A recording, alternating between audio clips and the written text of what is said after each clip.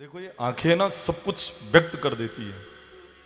कोई किसी के यहाँ जाए, बोले वहां जल भी नहीं पिलाए ना, चाय की नहीं पूछे ना, भोजन की भी नहीं पूछे, खाली यहाँ पर आदर का भाव अगर आ जाए ना, तो मैं कह रहा हूँ सामने वाला समझ जाता है कि रसगुल्ला खिला दिया उसने। ये आंखें व्यक्त कर देती हैं, ये बता देती है। वाणी से आप सम्मान कर दो और आंखों से आदर का भाव व्यक्त कर दो, तो इन आंखों से पता चल जाता है। तो गुस्सा तो लगता है, नी आता गुस्सा, क्या आता है गुस्सा? क्यों आता है? जो बात हम सोच रहे हो काम नहीं हो रहा, इसलिए गुस्सा आता है। जहां हमारा सम्मान का भाव था और हमको अगर सम्मान नहीं मिला तो हमें क्रोध आ जाएगा। क्रोध क्यों आता है? जहां मान की इच्छा थी और मान नहीं मिला तो क्रोध आ गया। क्रोध आता किसके ऊपर है? जो हमसे कमजोर हो। कभी भी पहलवान के ऊपर गुस्सा नहीं आता है, मालूम है क्या इनकी भर्ती कर ही देगा। तो गुस्सा किसके ऊपर आता है? जो हमसे कमजोर होता है, जो हमसे कम शक्ति संपन्न होता है, क्रोध उसके ऊपर आता है। गलत कह रहा हूं? चलो मैं उदाहरण सहित बताता हूं गुस्सा किसके ऊपर आता है। मेरी बहनें भी सुने और पुरुष भी बड़े मनोयोग पूर्वक सुनना, क्रोध किसके ऊपर आता है। एक घर का मुखिया घर के बाहर बैठकर अखबार पढ़ रहा था, उसका बेटा भी उसके पास बैठा हुआ था। घर के रसोई घर में घर की मालकिन, बेटे की पत्नी और बेटी तीनों काम कर रहे थे। अचानक घर के रसोई घर से धड़ाम की आवाज बाहर आई। पिताजी ने कहा जा बेटा देख तो सही अंदर क्या हुआ। बेटे ने कहा पिताजी मेरा अनुभव है अंदर क्या हुआ। क्यों रे बेटा, तू भी यहाँ बैठा, मैं भी यहाँ बैठा, तेरे को कैसे मालूम कि अंदर क्या हुआ? बालक ने कहा पिताजी मेरा अनुभव है कि एकच कांच की बरनी थी और कांच फूटने की आवाज बाहर आई, मतलब अचार की कांच की बरनी फूट गई है। हाँ बेटा, कांच फूटने की आवाज है, मतलब वास्तव में तेरा अनुभव सही कह रहा है, कांच की बरनी फूट गई। पर बेटा जा तो सही, अंदर किसके हाथ से फूटी है? किसी को चोट तो नहीं लग गई? तो बालक ने कहा पिताजी मेरा अनुभव है, बरनी किसके हाथ से फूटी। क्यों रे, तू भी यहाँ बैठा, मैं भी यहाँ बैठा, तेरे को कैसे मालूम कि बरनी किसके हाथ से फूटी? बालक ने कहा पिताजी बरनी मेरी माँ के हाथ से फूटी है।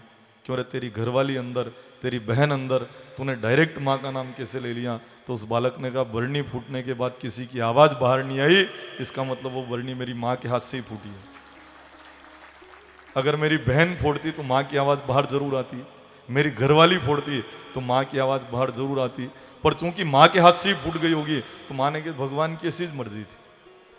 लाभ हानि यश अपयश ये सब विधाता के हाथ में। यूं करके मेरी माँ चुप रह गई होंगी। तो क्रोध किसके ऊपर आता है? जो हमसे कमजोर हो, जो हमारी बात मानते हो। हर प्रवचन में कहा जाता है आप क्रोध छोड़ दो, पर मैं आपसे आह्वान करता हूं कि क्रोध छोड़ना मत, क्योंकि क्रोध छूटता भी नहीं है, नहीं छूटेगा। और अगर क्रोध समाज से चला गया ना, तो अनुशासन भी समाज से चला जाएगा। क्रोध की छाया में अनुशासन फलता फूलता है। अगर सिपाही क्रोध नहीं करेंगे, पुलिस क्रोध नहीं करेगी, तो अपराध का ग्राफ बढ़ जाएगा। गुरु क्रोध नहीं करेंगे तो शिष्य विद्या अर्जन नहीं कर पाएंगे बराबर। पहले कहावत थी अपने मालवा में, लकवा विद्या आवे छम छम, ऐसी की एक कहावत थी गुरुजी की। जो छड़ी, उसके डर से विद्या छम छम व्यक्ति प्राप्त कर लेता था। तो तात्पर्य यह है कि अगर गुरु क्रोध नहीं करेंगे तो क्या शिष्य सुधर पाएंगे? नहीं। अगर पतिदेव क्रोध नहीं करेंगे तो भाई बहना पत नहीं वही जाएगा, पत नहीं। इसमें आप समझ जाना, मुझे कहने की आवश्यकता नहीं है। अब क्रोध कैसे करना ये मैं आपको सिखा देता हूं। री कई तरह करनी ये भी मैं आपको सिखा देता हूं।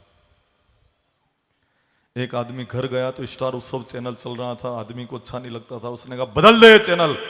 उसकी पत्नी ने कहा नहीं बदलूं। आदमी ने कहा देख लूंगा। उसकी पत्नी ने उसी लहजे में कहा क्या देख लोगे? आदमी ने कहा चल रहा यही देख लूंगा। अगर रीति चैनल बदले जा तो बदल भी लो, नहीं बदले तो देख लो चुपचाप जो चल रहा है। क्रोध कैसे करना ये भी सीख लो आप।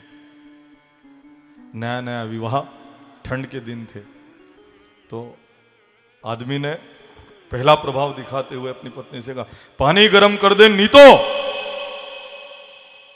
उसकी पत्नी ने कहा, कई मालूम मारे जाने मरे, आगे कुछ कह भी नहीं रहे। पत्नी ने पानी गर्म किया, आदमी नहा लिया। अगले दिन फिर पति ने वही बात दोहराई, पानी गर्म कर दे नीतो। उसकी पत्नी ने फिर पानी गर्म कर दिया, आदमी नहा लिया। 2 महीने हो गए।